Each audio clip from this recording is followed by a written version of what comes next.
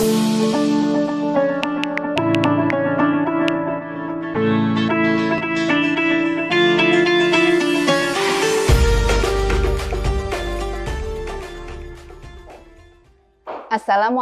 warahmatullahi wabarakatuh. Alhamdulillahilladzi hadana li hadza wa ma kunna linahtadiya laula an hadanallah. Asyhadu alla ilaha illallah wahdahu la syarikalah wa asyhadu anna Muhammadan abduhu wa rasuluhu la nabiyyan ba'da. Alhamdulillah, syukur kita kepada Allah Subhanahu wa taala yang telah memberikan berbagai macam nikmat yang luar biasa, yang sampai saat ini sudah sepatutnya lah kita sebagai hambanya yang beriman mensyukurinya dengan wujud melaksanakan amal-amal ibadah yang disunahkan dan yang diwajibkan. Salawat dan salam juga kita curahkan untuk uswatun hasanah kita, yaitu baginda Rasulullah Shallallahu Alaihi Wasallam. Allahumma sholli ala sayyidina Muhammad wa ala ali sayyidina Muhammad. Para pemirsa Madin TV yang dirahmati Allah, sudahkah Anda berinfak hari ini? Infak dan sedekah merupakan amalan yang luar biasa pahalanya di sisi Allah Subhanahu wa taala bila dilakukan dengan keikhlasan. Adapun balasan yang Allah berikan sangatlah besar. Untuk itu, kami menghimbau untuk kita semua, mari giatlah kita bersedekah dan juga berinfak. Sepatutnya akhlak sebagai seorang muslim rajin bersedekah dan berinfak. Sebagaimana yang dicontohkan oleh baginda Rasulullah Shallallahu Alaihi Wasallam. Beliau sangat cinta, sangat gemar berinfak dan bersedekah. Dan ini menjadi contoh yang bisa kita amalkan dalam kehidupan kita sehari-hari. Kata infak dalam bahasa Arab yaitu anfaqo yunfiqu, yang artinya pemberian atau pembiayaan. Dalam kamus bahasa Indonesia artinya pemberian sesuatu yang diberikan yang bentuknya dalam hal kebaikan. Menurut definisi syariat, hakikat infak berbeda dengan zakat. Infak tidak mengenal kata nisab. Infak sifatnya sukarela, tidak ada paksaan. Kemudian juga peruntukannya juga bebas, tidak ditentukan hanya kepada mustahik. Misalnya kepada keluarga, orang tua, kerabat, fakir miskin, orang yang dalam perjalanan, dan lain-lain. Dari sinilah diketahui bahwa infak itu adalah amal sosial yang peruntukannya untuk siapa saja. Orang yang berinfak menentukan sendiri barang yang mau dia infakkan dan kadarnya pun. Tentu berbeda tadi dengan zakat ya. Beberapa manfaat dalam penyaluran sedekah dan infak,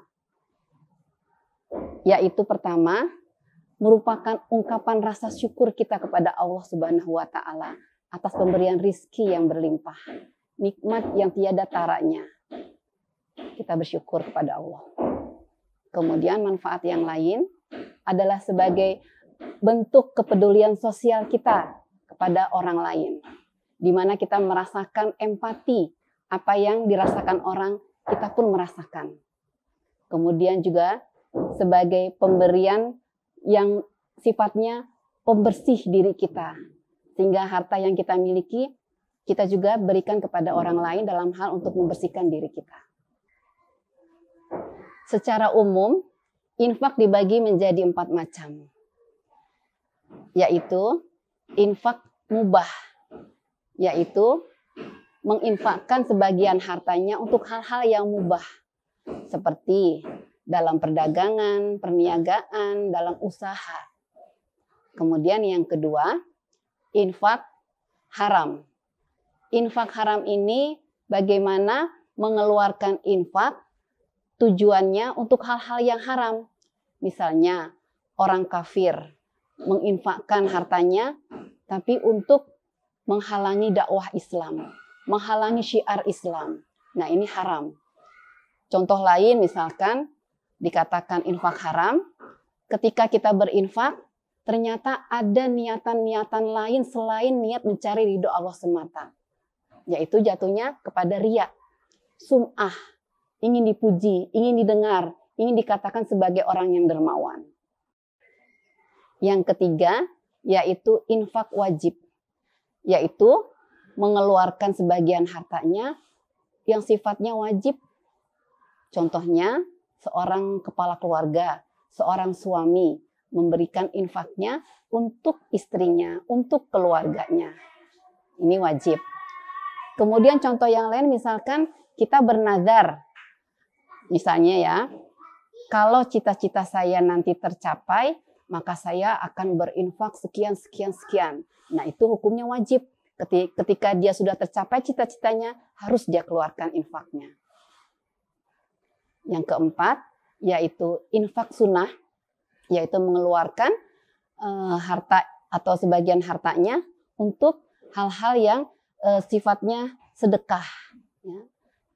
Sedekah berasal dari bahasa Arab, yaitu sodako, yang artinya benar.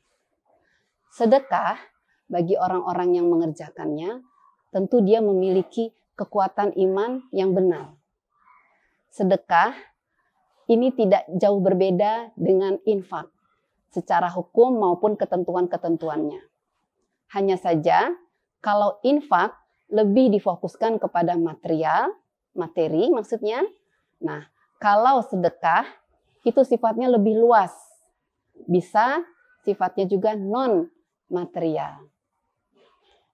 Salah satu contoh sedekah dalam hadis riwayat At-Tirmidzi. Tabassumu ala wajhi akhika shadaqatun laka. Yang artinya, senyum kepada saudaramu adalah sedekah bagimu. Nah, ini bentuk sedekah. Jadi dengan senyum saja kita sudah bisa melakukan sedekah. Dan masih banyak lagi contoh-contoh sedekah yang lain yang insya Allah semuanya itu harus kita dasari dengan keikhlasan hanya mencari ridho Allah semata. Adapun keutamaan dari sedekah dan infak, yang pertama, mendapatkan ganjaran yang berlipat ganda. Sebagaimana dalam firman Allah Subhanahu wa taala surat Al-Baqarah ayat 261 yang artinya perumpamaan orang-orang yang menafkahkan hartanya di jalan Allah seperti sebutir biji yang menumbuhkan 7 tangkai. Di tiap tangkainya ada 100 biji. Allah melipat gandakan ganjaran bagi orang-orang yang Dia kehendaki. Allah Maha Luas, Maha Mengetahui. Jadi, hikmah dari infak ini, bagaimana kita berinfak dan bersedekah. Jangan khawatir, jangan takut harta kita akan berkurang. Justru Allah akan melipat gandakan balasannya yang mungkin dari segi hitung-hitungan manusia tidak akan masuk akal. Tapi Allah menghendaki, jadilah maka jadilah. Keutamaan yang kedua yaitu sebagai tanda ketakwaan kepada Allah Subhanahu wa taala. Dalam firman-Nya surat Al-Baqarah ayat 2 sampai dengan 3. Yang artinya Al-Qur'an ini tidak ada keraguan-raguan di dalamnya. Petunjuk bagi orang-orang yang beriman, yaitu orang-orang yang beriman kepada yang gaib, yang mendirikan sholat, dan yang menafkahkan hartanya dari pemberian Allah Subhanahu wa taala. Yang ketiga adalah sebagai perisai di neraka. Infak dan sedekah sebagai perisai di neraka, sebagaimana sabda Rasulullah Shallallahu Alaihi Wasallam. Hendaklah di antara kalian melindungi wajah kalian dari api neraka, walaupun hanya dengan sebatang kurma. Hadis riwayat Ahmad. Yang keempat, keutamaannya berinfak dan bersedekah adalah sebagai menghapus kesalahan. Sebagaimana sabda Rasulullah Shallallahu Alaihi Wasallam yang artinya sedekah adalah penghapus kesalahan atau dosa, sebagaimana air memadamkan api. Hadis riwayat Ahmad.